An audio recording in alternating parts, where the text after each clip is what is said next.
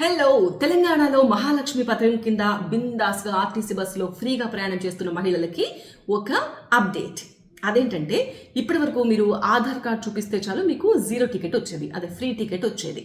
అయితే ఇప్పుడు ఆ సిస్టమ్ పని చేయట్లేదు, కొత్త సిస్టమ్ తీసుకొస్తున్నారు. ఎందుకంటే ఆధార్ కార్డుని కొంతమంది దుర్వినియోగం చేస్తున్నారు. ఫేక్ ఆధార్ కార్డులతో కూడా 0 టికెట్స్ తీసుకుంటున్నారు. అది ఇబ్బందిగా ఉంది ఆర్టీసీకి. అందుకని చెప్పేసి టీజీఎస్ఆర్టీసీ కొత్త మహాలక్ష్మి స్మార్ట్ కార్డ్స్ తీసుకురాబోతుందన్నమాట. అది కూడా అత్యాధునిక చిప్ టెక్నాలజీతో ఈ స్మార్ట్ కార్డ్ని తీసుకొస్తున్నారు. జూన్ 2 నుంచి ఈ స్మార్ట్ కార్డ్ని అమలు చేయాలని చూస్తున్నారు. సో ఈ స్మార్ట్ కార్డ్ వస్తే మీరు ఆ స్మార్ట్ కార్డ్ని కండక్టర్ దగ్గర ఉన్న మెషిన్ దగ్గర ట్యాప్ చేస్తే చాలు మీకు 0 టికెట్ వచ్చేస్తుంది. మరి ఈ స్మార్ట్ కార్డ్ ఎలా తీసుకోవాలి అంటే ప్రజాపాలన ఆన్లైన్ పోర్టల్లోకి వెళ్ళి మీరు ఆధార్తో లింక్ అయిన ఫోన్ నెంబర్తో లాగిన్ అయ్యి మీరు తీసుకోవచ్చు. దానికి కావాల్సింది ఒక ఫోటో, మీ ఆధార్ కార్డ్, నామినల్ ఫీజు మాత్రం మీరు రెడీ చేసుకోవాలి.